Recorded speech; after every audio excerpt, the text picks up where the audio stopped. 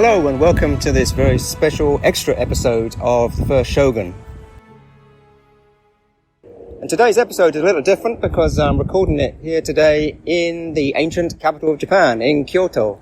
And at the moment, I'm standing in front of a huge red torii gate that is at the front of the Heian Shrine, one of the largest shrines in Kyoto. Now, in the last episode of the series, we reached the culminating stage where the Heike and the Genji faced each other at the great sea battle of Dannoura, where the Genji were victorious and the Heike were almost entirely annihilated. And I say almost because a few samurai did survive the battle and escaped, but very few of the leading Heike survived. But the most prominent of the survivors was a 29-year-old woman who tried to drown herself at the battle but was taken out of the water by the Genji and brought back to the capital. And she was the mother of the drowned emperor, the boy, Antoku. Her name was Tokuko, otherwise known as the Lady Kenreimon-in. And in this episode, I'll be tracing her story. I'll visit some of the places where she lived, and we'll eventually find out what happened to this remarkable woman who survived the great battle of Dannoura and went on to live to quite an old age. And so we'll discover the story of Kenreimon-in, the last survivor of the Heike clan.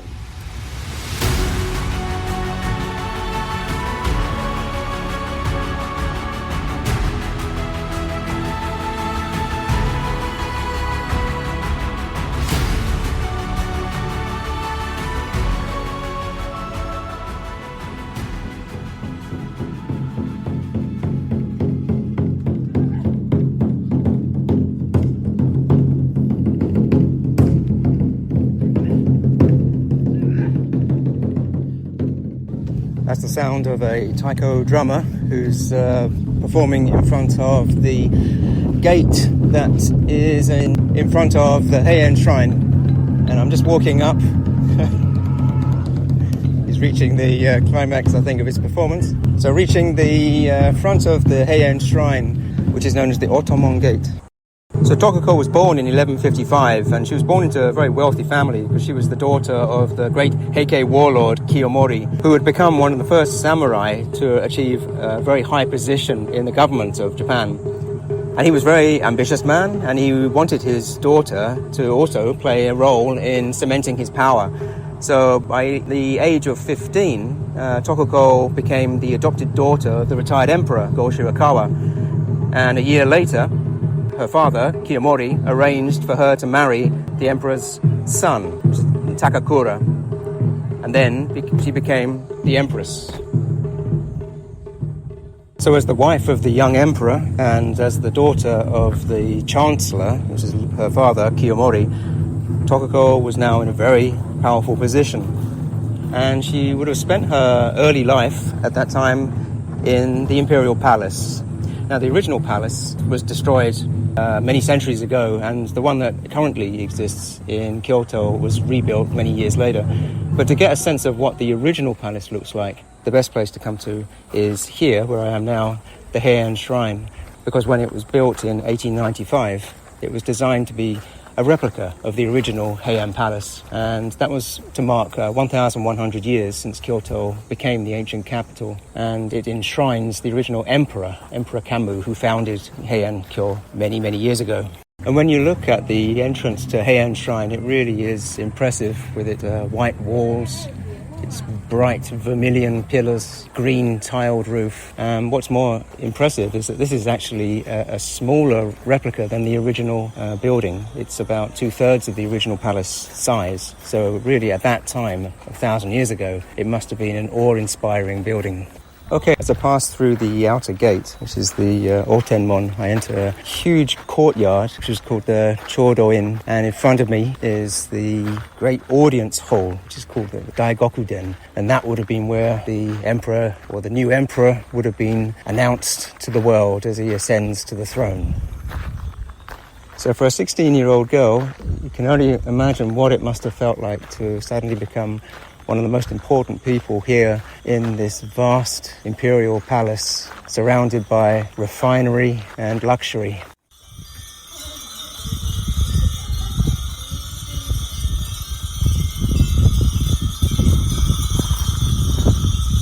sound of the wind blowing through thousands of lanterns that are hanging next to the Daigokuden.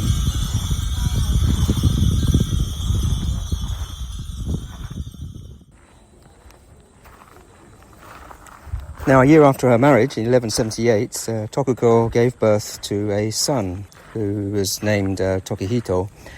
And it was a very difficult delivery, but it was eventually successful, and she gave birth to a boy who would become the next emperor. It was an important moment for her father because it meant that he was now the grandfather of the emperor as well as being the chancellor. So he was now the most important man in the country.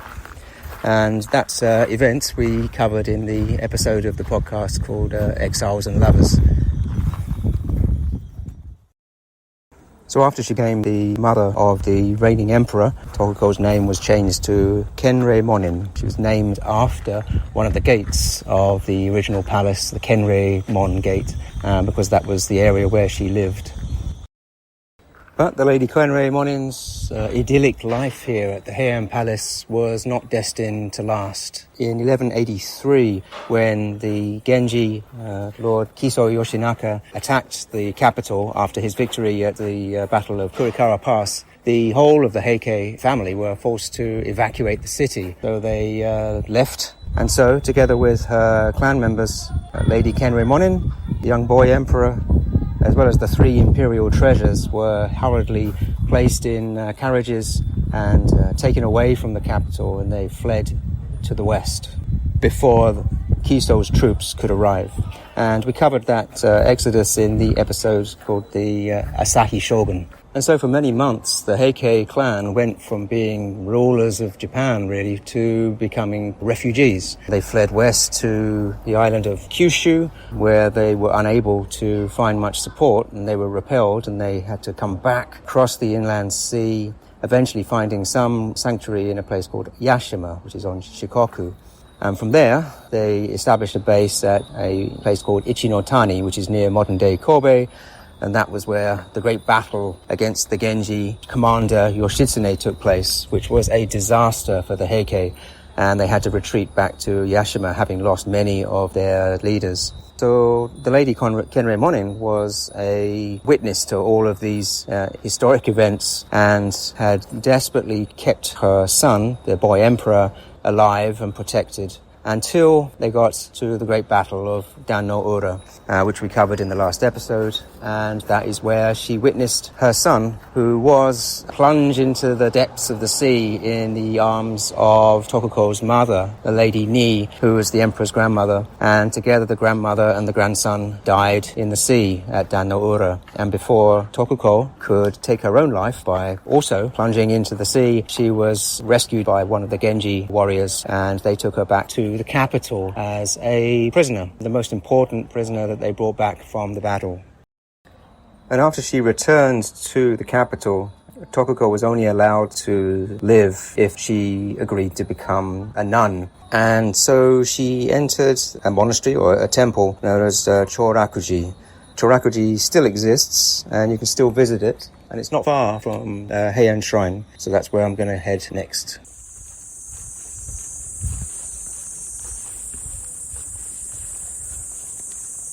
So I'm now walking down a very quiet road, well, quiet except for the cicadas, which you can probably hear in the background. And it's about a 20-minute walk south from Heian Shrine to get to Chorakuji. So having navigated the narrow lanes at the foothills of Higashiyama, which means the Eastern Mountains, I'm just approaching the temple of Chorakuji through a tree-lined avenue.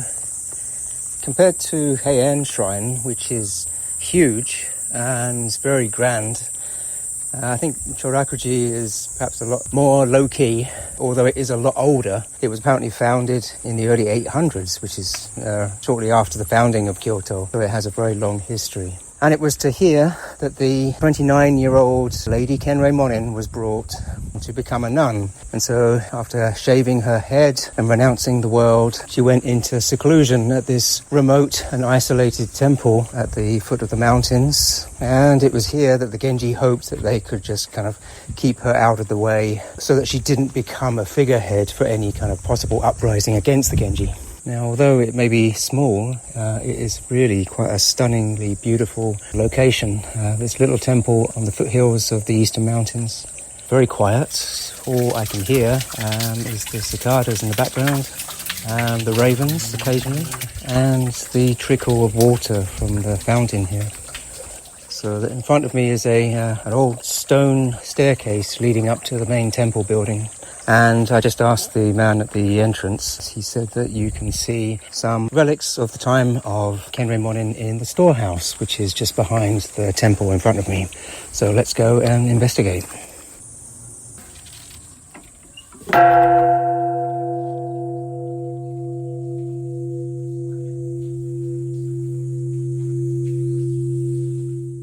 So this is how the tale of the Heike describes what it was like for Tokuko when she arrived at this temple and when she found where she was going to live. It was old and dilapidated, with the garden overgrown with weeds and shinobu grass clustering thickly on the roof. The curtains were gone and the bedchamber exposed, and there was nothing to keep out the wind and the rain. Though there were many kinds of flowers, there was no one to care for them, and though the moon streamed in every night, no one was there to gaze at it. She, who had formerly spent her time in the jewelled halls and within the brocade curtain, now suffered the unspeakable hardships of dwelling in this mouldering cell, bereft of all her old companions, like a fish on the dry land or a bird torn from its nest. Ever she seemed to see before her the figures of the Emperor and the Lady Ni and the others as they sank in the waves. And never in this life could she forget those melancholy scenes. So she wondered why she had remained alive to bear such sorrows, and her tears were never dried. According to the tale of the Heike, on the first day of the 5th month of the first year of Bunji, so that would have been 1185, the former empress cut short her hair and was instructed in the way of a Shogun no Shonin Insei of Chorakuji. And for the customary offering, she presented him with the robe of the Emperor Antoku, which he had worn up to the time of his death, so that the perfume yet clung to it. She had brought it with her to the capital from the far-off western provinces, intending to keep it as a memorial of him and never let it leave her person.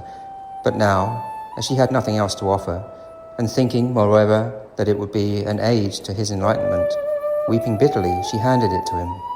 The shonin was so affected that he could utter no word, but pressing the sleeve of his black robe to his face, he retired weeping from her imperial presence. And this robe was afterwards woven into a banner and suspended in front of the Buddha of the Chorakuji.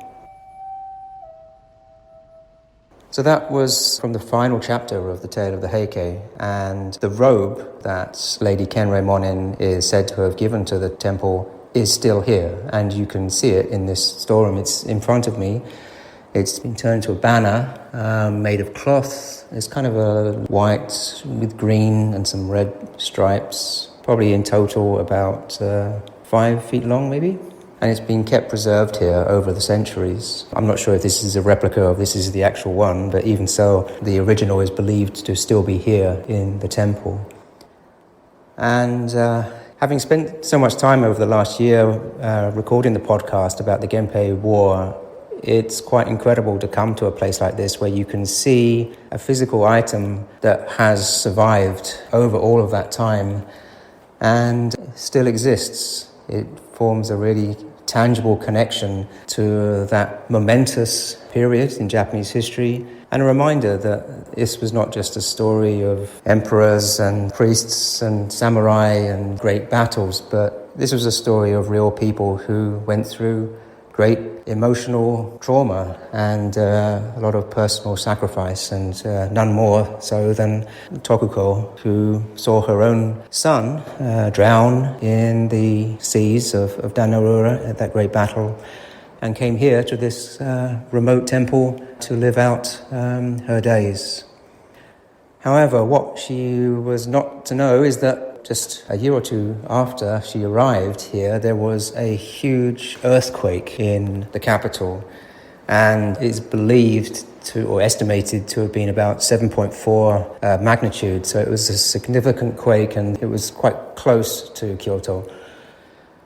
So there was massive damage, and the temple here was also severely damaged. So even the quite makeshift quarters that she was living in here became even worse. And so she looked for another place to live out her years, and friends of hers recommended that there is a temple out further to the north of Kyoto in a place called Ohara, and the temple was called Jakoin. And that temple also exists. You can get there by train and bus, and that is where I'm going to head this afternoon. It is about 33 degrees centigrade, so it's very hot, so I might need to get some shade before I head out. But that will be the next destination on this trip, the Temple of Jakoin.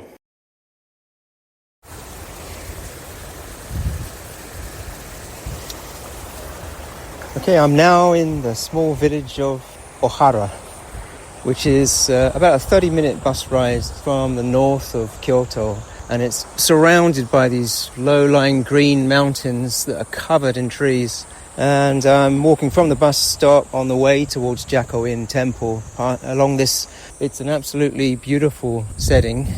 Although when the lady Kenreimon-in came 900 years ago, she must have been exhausted at the end of a long trek from her previous abode in Chorakuji. Just walking up this pathway up towards the temple, I don't think I've ever seen a green as vivid as the green of the rice paddies that are on the valley floor here on my right as I walk up the hillside. It's absolutely stunning. Now I'm following Google Maps as I make my way along the path up this mountainside, but it's getting smaller and smaller, the path. I'm on a very narrow bridge over a stream. I'm just crossing over the stream on a little bridge, and the sun is starting to set. It's mid-afternoon now, starting to see some long shadows from the trees. So by this time, Kenreimon-in, or Tokuko, was probably in her early to mid-30s, and she had survived being under attack in the capital, becoming a refugee. She had survived seeing many members of her family die, including her son, of course, who drowned in the waters of Dannoura. She's just survived also an earthquake, and has finally come to a place that she hopes will offer her some salvation in her final years. I just found the entranceway to Jakoin Temple. I almost walked straight past it until some helpful tourists pointed out where the turning is.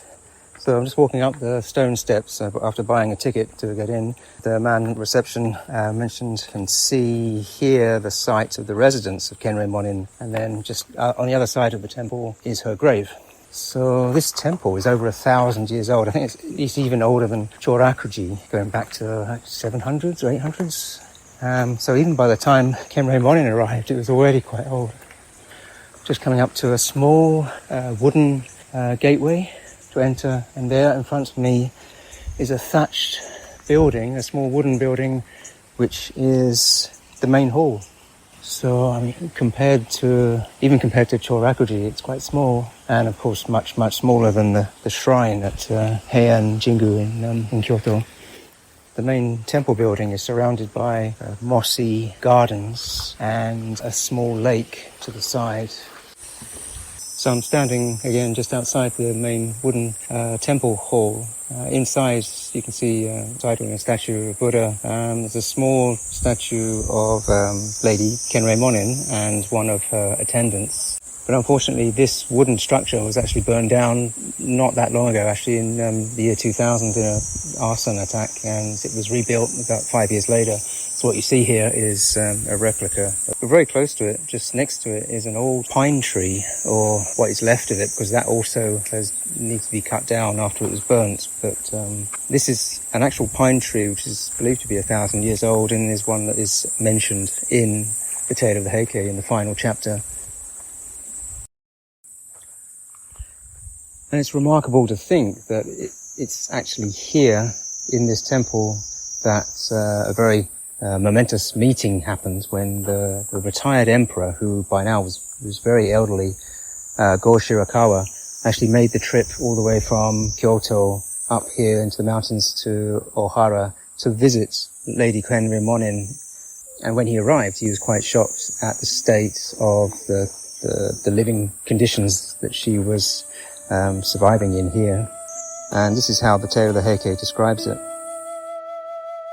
It was past the 20th day of the 4th month, so the summer grasses had grown up thickly, and as they parted them, on the little trodden road, His Majesty, who had never been there before, was much affected by the lonely, uninhabited look of the place. At the foot of the mountains, they came to a small temple, and this was the Jakko Inn. Its roof tiles were broken, and mist was its only incense. The doors had fallen from their hinges, and the beams of the moon were its sanctuary lamps. When His Majesty came to the cell of the former Empress, ivy was growing on the eaves, and the morning glory was climbing up them.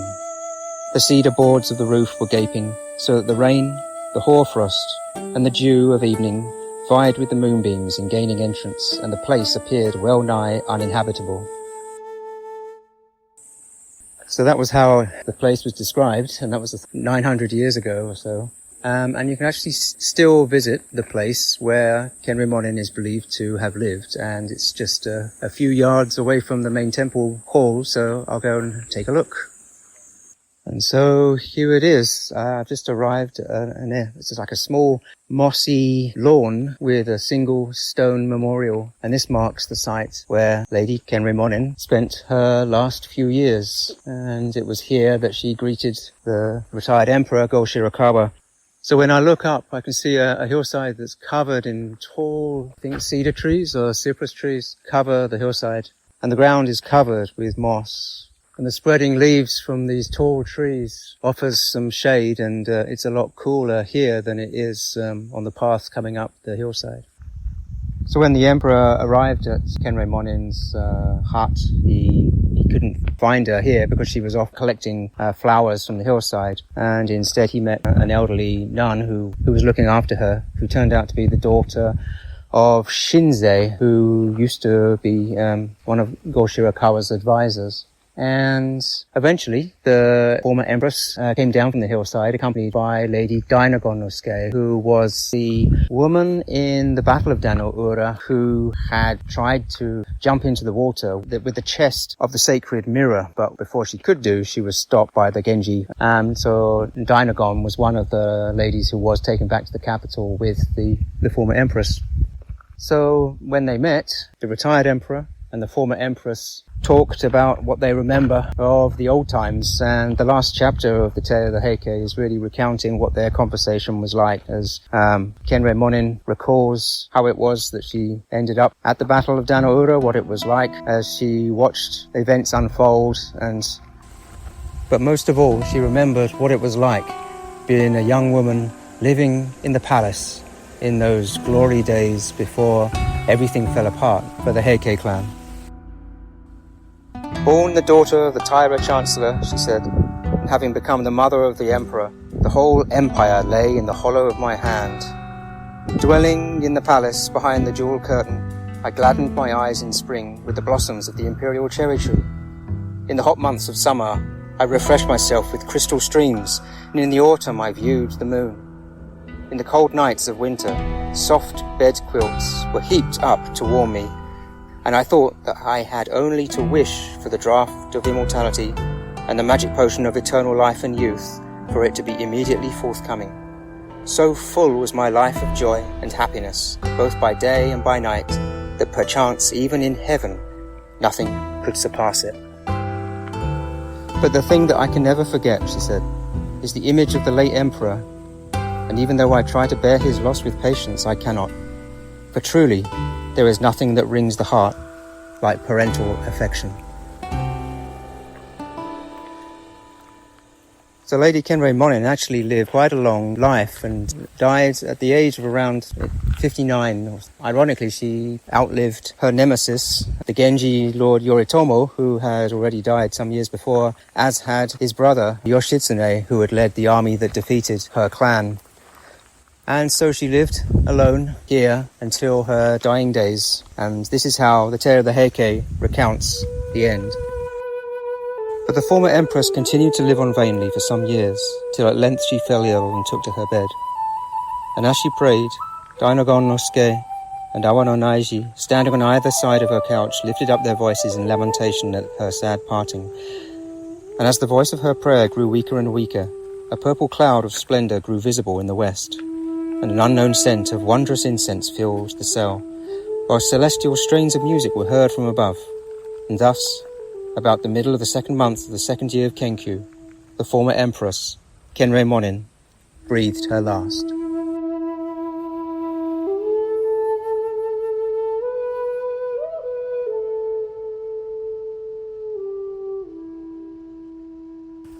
Okay, the last thing to see is actually the grave of Kenreimon-in, but the path up to there is actually locked, but they said I can unlock it.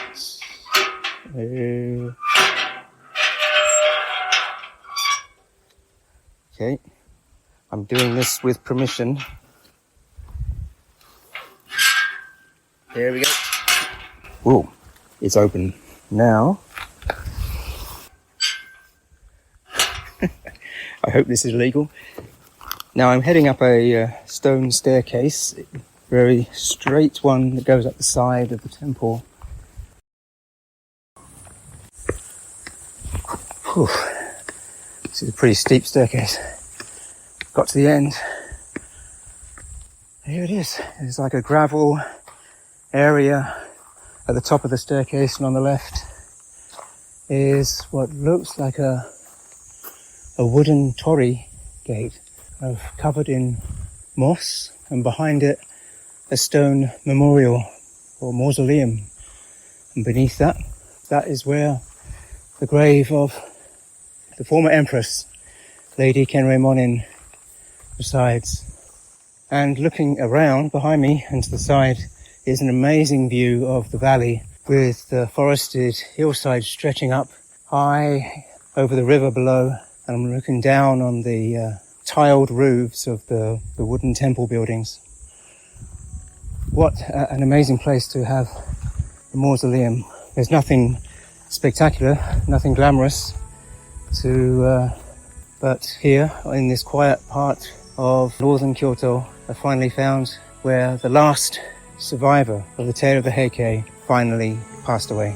And with her passing, brought an end to the tale of the Heike clan, but it doesn't bring an end to the tale of the Genji. And in the final episode, that's what we'll look at. How did Yoritomo deal with any remaining threats after the Battle of Dannoura, and how did he finally become the first shogun of Japan?